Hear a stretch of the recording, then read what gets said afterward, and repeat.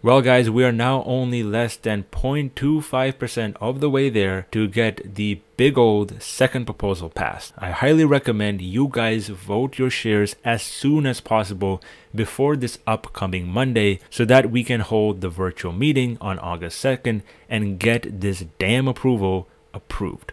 But that's obviously not the biggest news we're going to be experiencing next week. If you guys remember, on August 5th is when we expect Nikola to announce earnings before market open. Now, I plan to do a live stream during that time, which should last around 1 hour to give you guys my upfront reaction to the earnings report. And in that same live stream, I will also try to do a quick analysis of the financials of Nikola to understand their cash runaway for the next 12 months. But as usual, guys, before we get into this video, make sure to drop me a thumbs up and hit that subscribe button if you haven't already. So first off, I want to address a very important metric regarding the international vote count for the second proposal. I've heard a lot of people have problems voting if they live in Europe or Asia, and it seems like Nikola has found a solution for that.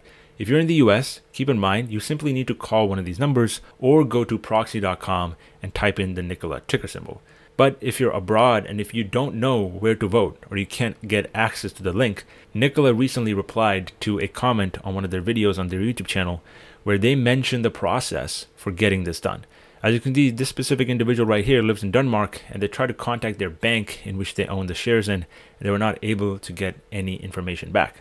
But it looks like Nikola has mentioned the process to get this done is you need to understand how they handle the voting process for US companies. You need to contact your broker or your bank immediately and understand what happens.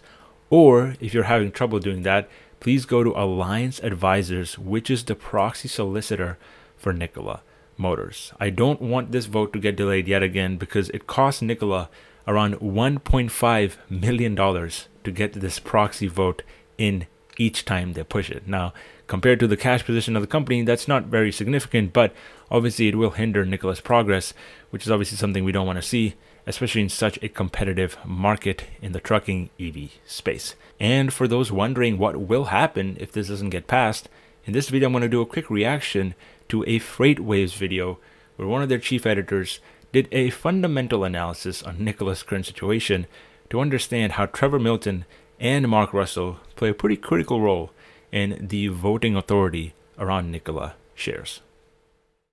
Well, SA at the top is a topic we're talking about a lot about these days, which is Nikola. I did a little digging after the latest adjournment in the annual meeting, which is the third one. That is unprecedented, guys. That has never, I can't say never happened, but unlikely to have ever happened. I work with a prof at Florida State who's an expert in corporate governance. His name's Jake Heston. And Jay told me, he said, this is really amazing in a number of ways.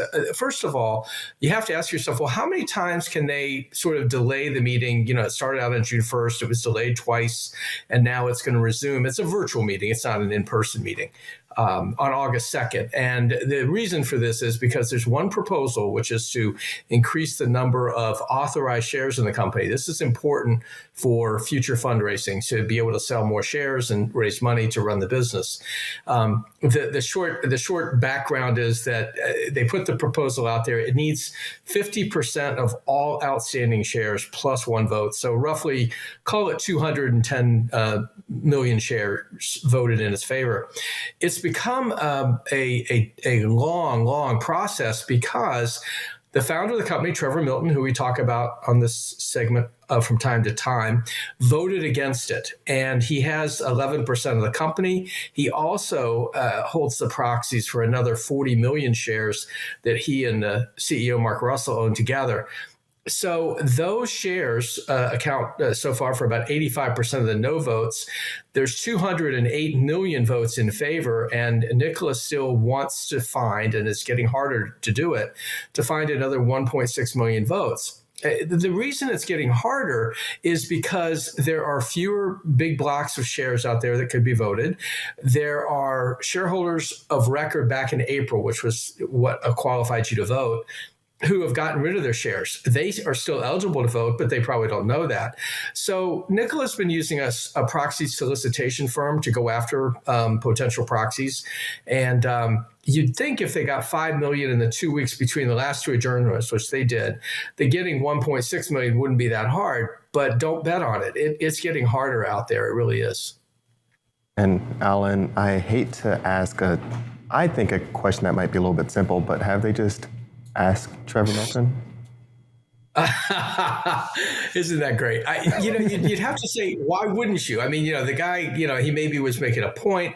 First of all, Trevor's share stake in the company would be diluted by this, because anytime you add shares, it decreases the value of the existing shares, but it's a pretty short-sighted position to vote against this. There's a lot of bad blood between Trevor and the company.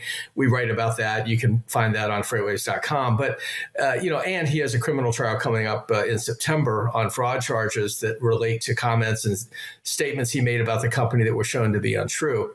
The government is probably going to try to make an example out of him. But to answer your question, Anthony, no, they would not. They would not do that. I've got it from multiple sources that there's no talks about trying to get Trevor to change his mind, and even vote a handful of shares and let Nikola get what it wants. Apparently, besides the whole idea of dilution, which is a big deal when you have a big stake in a company, he doesn't agree with this. I've been told, though, that if he were still in charge there, he'd probably be all for it. And interestingly enough, the difference maker at this point really is those shares that he owns with Mark Russell, the CEO. And Russell has most of the equity in those shares, but for whatever reason, back in 2020, when they set this up, he gave Milton the voting rights for them. Now, next year, those rights revert to Russell. And so if this does have to go out to another try next year, which is possible, although you got to believe they can find these votes. But if it does go out to another one next year, they won't have to worry about this 40 million shares being voted against it. It's interesting, though. I looked at Nikola's bylaws yesterday, and there's nothing that says that they can't keep going, stretch it out 2 weeks and 2 weeks and 2 weeks. It's getting expensive. I mean, proxy fights are quite expensive. Jake Heston told me about $1.5 million is the typical price for one of these. And that's really money that Nikola doesn't have. It does have it, but that doesn't really want to put it towards this purpose.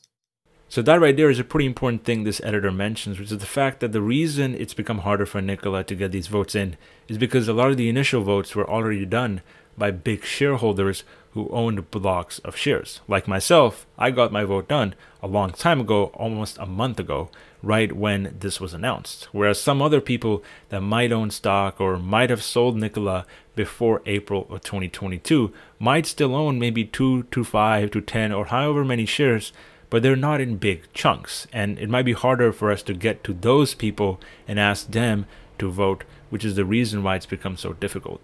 But following that, another important thing this editor mentions is the fact that next year, Mark Russell will overtake Trevor Milton in his voting right capability. So if for some reason this vote gets delayed this year, then next year is a very high likelihood of it getting passed. But ideally, I would like for this vote to get done this year. And there's two big reasons for that. First of all, this year is a pretty pivotal moment in the picture and the image that Wall Street has around Nikola, because we're expected to see over $10 million in revenue in the upcoming earnings report, which is going to be significantly over what a lot of other Wall Street analysts expected Nikola to do over the past year or so, because a lot of people cut their analysis on Nikola and completely thought this company was a scam and whatnot.